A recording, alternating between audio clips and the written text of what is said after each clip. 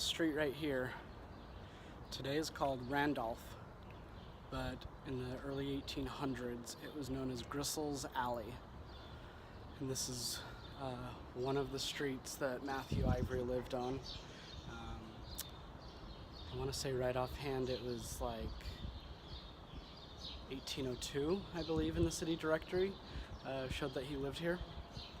So let's take a walk up this street, and some of the buildings look really old, so it's possible that they are original buildings, although I don't know exactly which one it would have been that he would have lived in, because the city directories just gave a street, didn't give a actual house number. So let's go for a walk.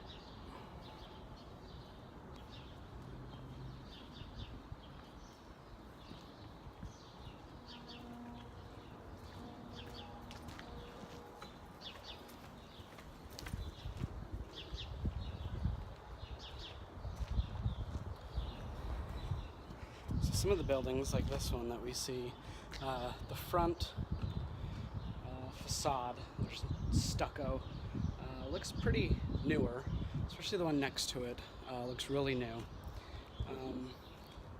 But a lot of the buildings here, if we take a look here, even this building, if we look to the side of it, that brick back there looks pretty old. So it is possible that even though the front of the building has new brick, like we can see on this one, that may just be the front of the building that's new, and the rest of the building structure may still be original stuff.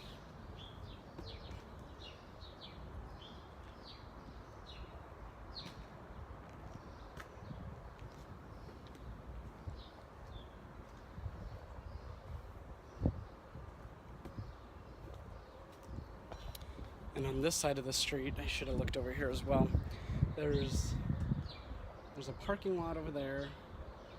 This just looks like an empty little courtyard. So, you know, back in 1802, when Mathew was here, there were probably buildings on both sides of this street, whereas today, here's a big factory. Who knows if this was here in 1802 or not. It, too, looks pretty old. If you look at the side of the building and the brick, it's all really old, so this may be original, and these may have been houses, whereas this may have been a factory. I'm not quite sure. So you can see like some of the older buildings, old shutters, old brick.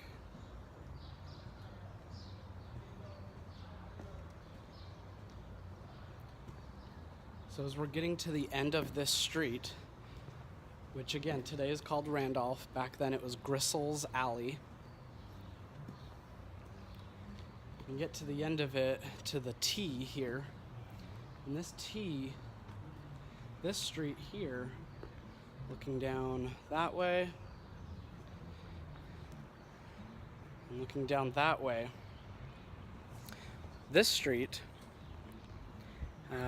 back in 1800, 1810, this was known as Little Oak. And this is actually the street somewhere on here, not quite sure where, but somewhere on here, Mathew and Anne McNulty and the two little children, Mathew, who was born in 1809, and his brother Isaac, not quite sure when he was born, about the same time though. This is where they lived. And this is likely where they lived in 1812 when Mathew Sr. died. Mathew Sr. died in March of 1812, and according to the city directories, this street right here is likely where they lived at that time.